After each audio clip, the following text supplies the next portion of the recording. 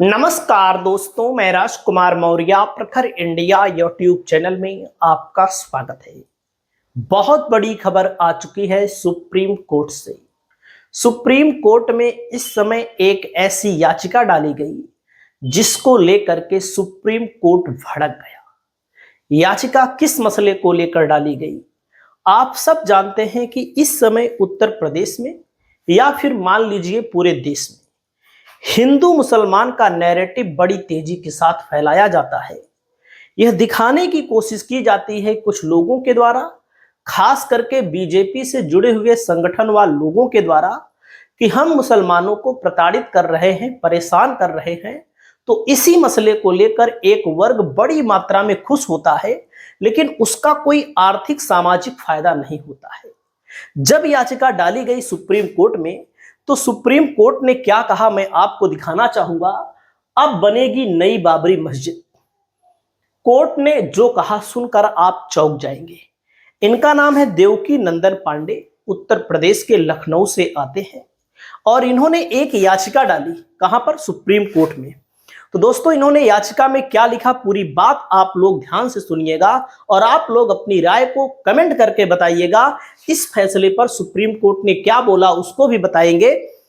देख सकते हैं, बाबर के नाम पर मस्जिद पर बैन, यानी कि बाबर के नाम पर इन्होंने मांग की कि मस्जिद पर बैन लगाया जाए।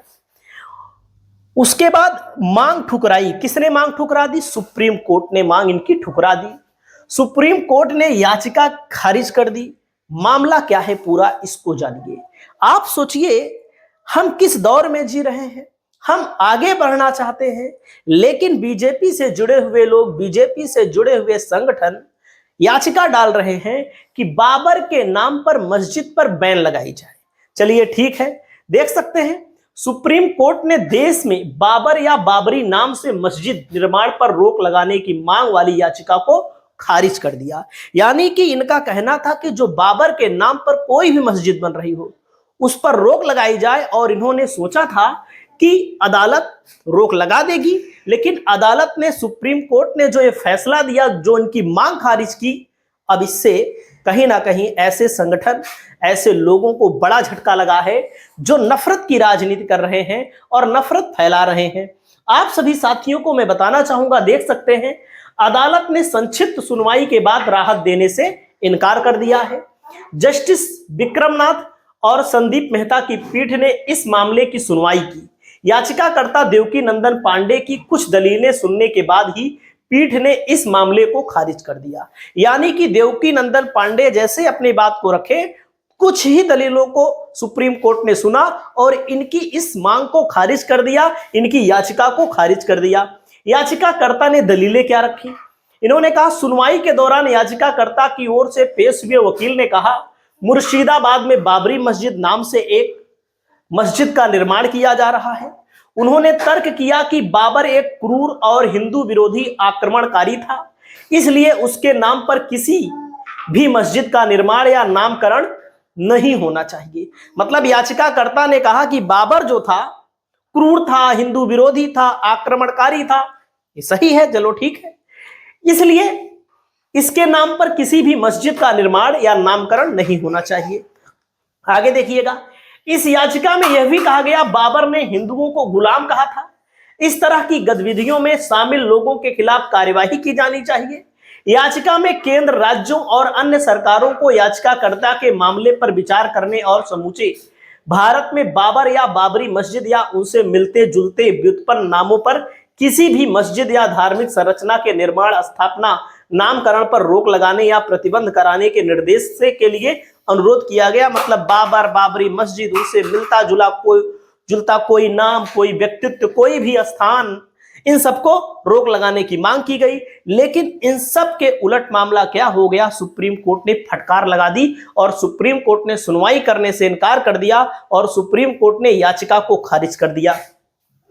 गौर करने वाली बात यह है कि हुमायूं कबीर के पश्चिम बंगाल के मुर्शिदाबाद में बाबरी मस्जिद बनाने की योजना की घोषणा की थी, जो कि पहले टीएमसी के विधायक थे, वो बर्खास्त कर दिए गए हैं टीएमसी से। इसके बाद यह मुद्दा विवादों में आ गया है।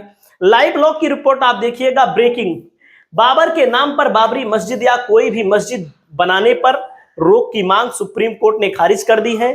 और सुप्रीम कोर्ट ने जब खारिज कर दी है तो सुप्रीम कोर्ट पर भी जो इस तरह के तत्व हैं, इस तरह के लोग हैं जो मुसलमानों को लेकर अलग अलग एंगल से कहीं ना कोई बहाना खोजते रहते हैं एक सामाजिक सौहार्द बिगाड़ने का, उन लोगों को बड़ा झटका लगा है। देख सकते हैं सुप्रीम कोर्ट ने देश भर में बाबर या बाबरी मस्जिद के नाम पर किसी भी मस्जिद के निर्माण या नामकरण पर रोक लगाने की मांग से जनहित याचिका को खारिज कर दिया है। याचिकाकर्ता ने सुप्रीम कोर्ट में यह दलील दी कि बाबर आक्रमणकारी था, उसके नाम पर कोई मस्जिद नहीं बनानी चाहिए, ना ही कोई मस्जिद का नाम उसके नाम पर रखा जाना चाहिए। याचिकाकर्ता की ओर से दलील जो दी गई, इस पर दोस्तों मामला अब भड़क गया और सुप्रीम कोर्ट ने याचिका को खारिज कर दिया। और जब सुप्रीम कोर्ट ने याचिका को खारिज कर दिया तो लोग क्या कह रहे हैं सुनिएगा। यहाँ पर आप देख सकते हैं बाबरी मस्जिद को लेकर के क्या बोल रहे हैं। मुसलमान क्या है? नाम बिलाल खान है हमारा। वो देखिए ये भी मुसलमान है, आप मुसलमान के नाम पे दाग ले है यार, वो दागी आदमी है यार। वो तुम कहाँ से मुसलमान कर रहे हो? मुसलमान नहीं है वो मुसलमान क्या है? वो ढोंगी आदमी है यार। आपको ढोंगी है, ढोंगी बिल्कुल मुंह पे कर रहा हूँ। टोपी लगा के पूछो नमाज मालूम है इनको? एक भी कलमा पूछ लीजिए मुसलमान के नाम पे। अरे छोड़िए, इनको क्या मालूम यार? यही तरह 10-10 रुपए काम करने वाले बताइए। तो दोस्तों आप देख सकते हैं और इस मसले को लेकर के चारों तरफ चर्चाएं हो रही हैं और संत ने क्या ऐलान किया था सुनिएगा।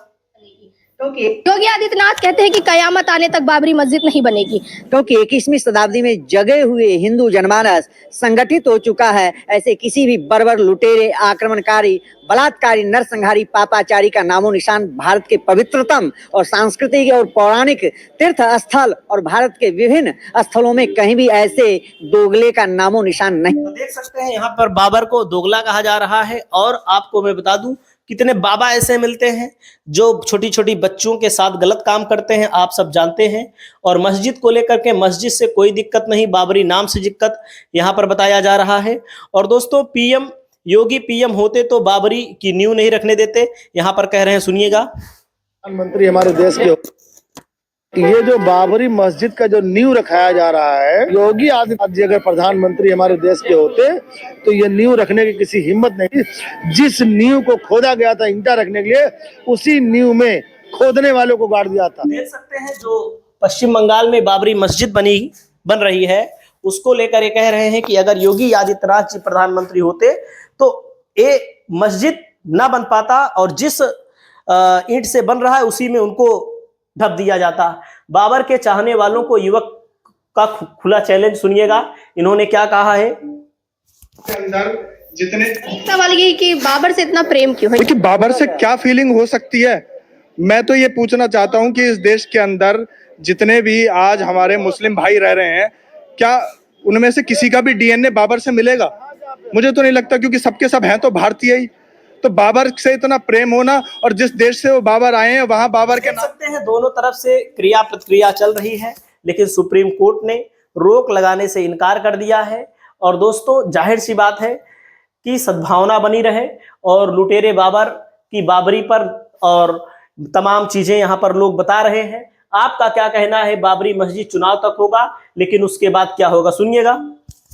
क्या कल से चर्चा करने वाले हैं बाबरी मस्जिद? क्या काम शुरू हुआ? बाबरी मस्जिद का काम शुरू हो गया, कल से चर्चा करने वाले हैं बाबरी मस्जिद के नाम पे। ठीक है ना, लेकिन चुनाव का क्या होगा? बाबरी मस्जिद तो चुनाव तक होगा, उसके बाद क्या होगा? तो दोस्तों जो ये बाबरी मस्जिद का मामला है, ये जो पश्चिम बंगाल में बन रहा है, चुनाव तक ही हल्ला गुल्ला होना है, उसके बाद कुछ होना नहीं है। आपका क्या कहना है सुप्रीम कोर्ट के इस फैसले पर? क्योंकि बहुत सारे मुद्दे हैं जिन पर याचिकाएं नहीं डाली जाती हैं, जैसा कि डालना चाहिए। आप लोग अपनी राय को बताइए। नमस्कार।